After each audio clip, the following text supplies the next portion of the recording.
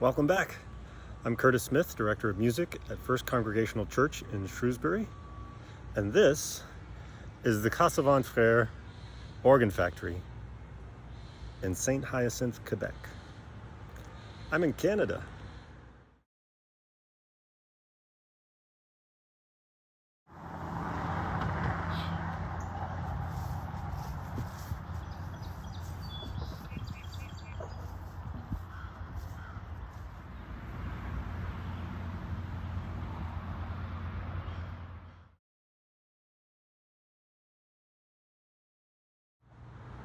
Most of the parts of the Casavant Opus 2446 from First Congregational Church are at the workshop of Seluzniak and Dougal in Northampton. But a few of the parts are here. Let's see what they have inside.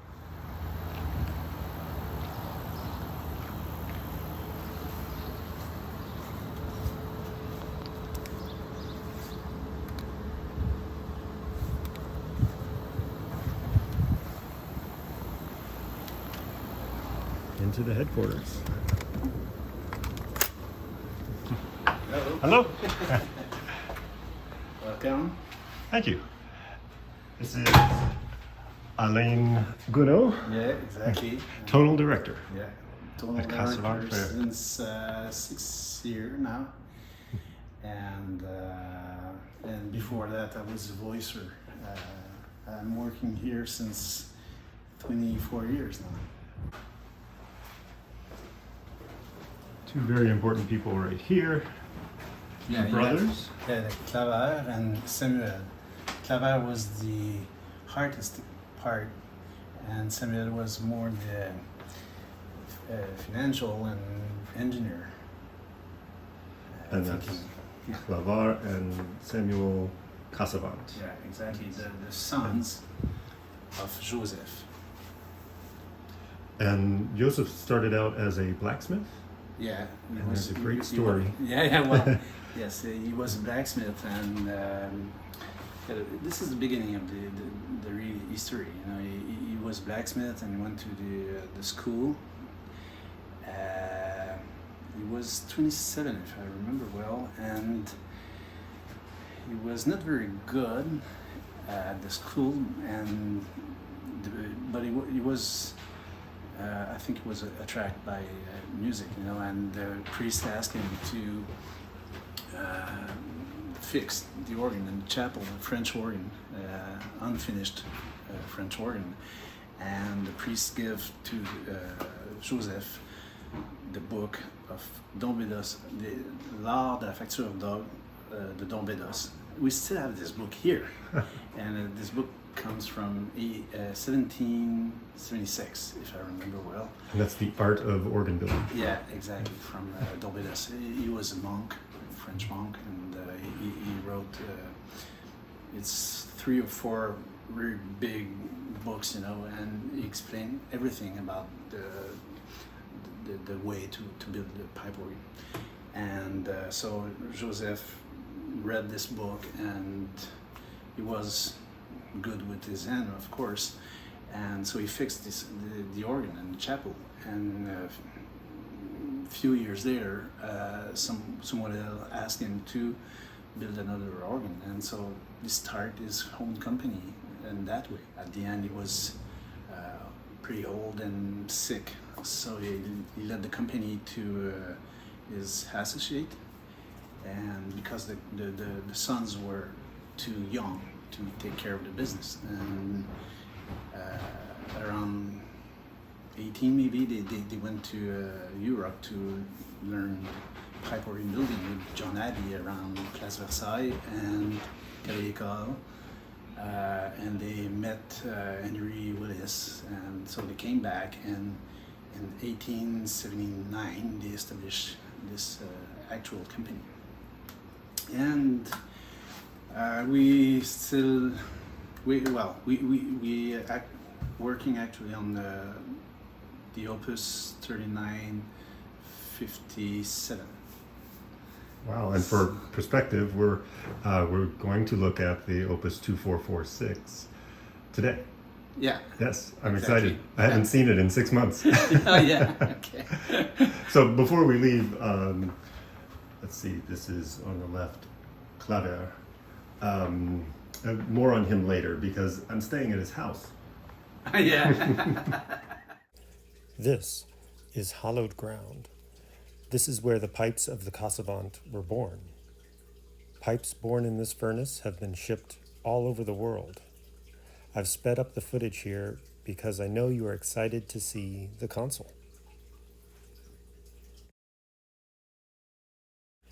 The metal is covered with a gum Arabic mixture, also known as pipe sizing, to protect the pipe during the soldering process. It's what makes the metal appear red here.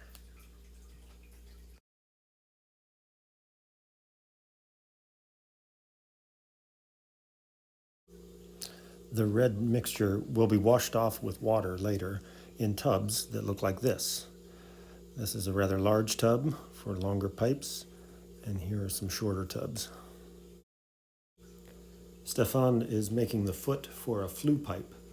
This is just the foot of the pipe. There are many other parts that must be added before the pipe will actually make a sound.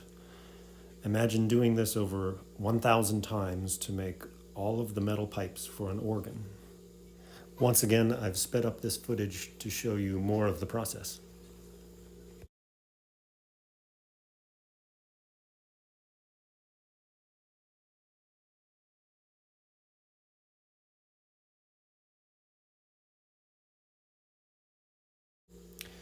After the protective coating is washed off the pipes need to be voiced so they can make the intended sound.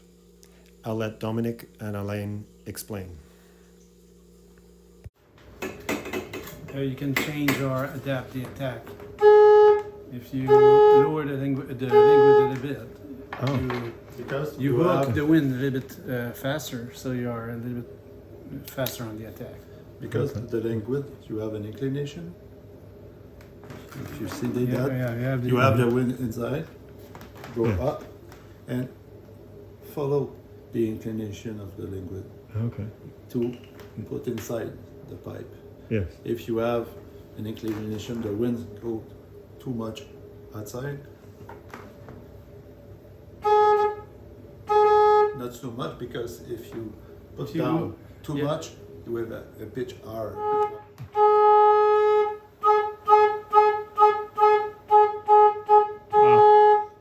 For this volume is this place. This place. Very good. Now it's off to the wood shop. This is where the consoles are made.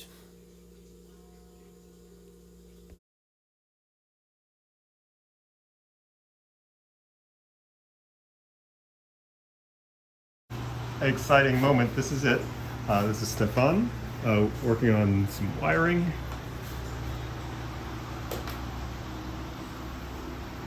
Looks familiar. Beautiful woodwork. The console for the Opus 2446 at First Congregational Church of Shrewsbury. Well, most of it. The keys had to remain in the Commonwealth of Massachusetts because they are ivory. While ivory was not regulated in 1958, when this instrument was built, it is today. And it cannot be transported into or out of the United States.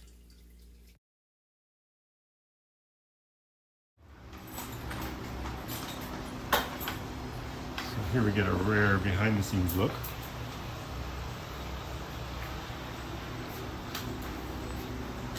A little more room on this side.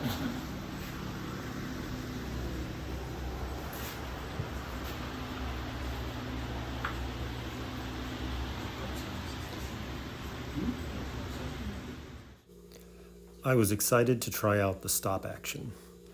Playing the organ is a sensory motor experience.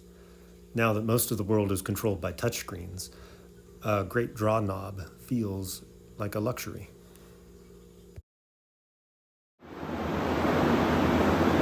This is it, in the paint shop.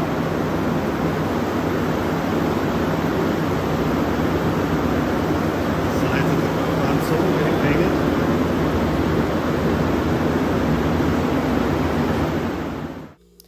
The bench in the background does not belong to Shrewsbury, but the top does, and so do these panels over to the right. This is the records vault. Alain is showing me the sheet completed by the tonal director in 1958.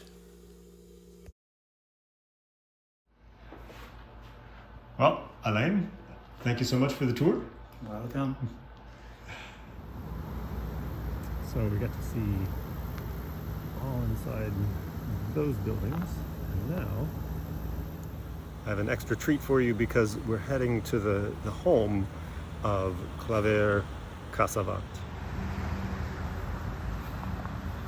It's just a short walk down the road. The house we are going to see was built in 1903. Claver Casavant, pictured here, bought it in 1908 and raised his family there.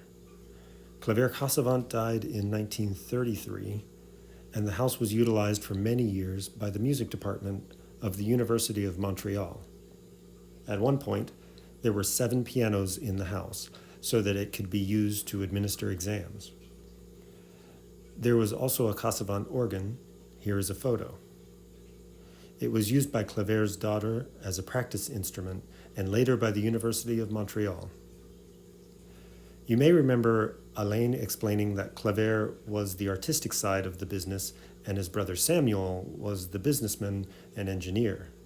Samuel lived in this house, a few doors down.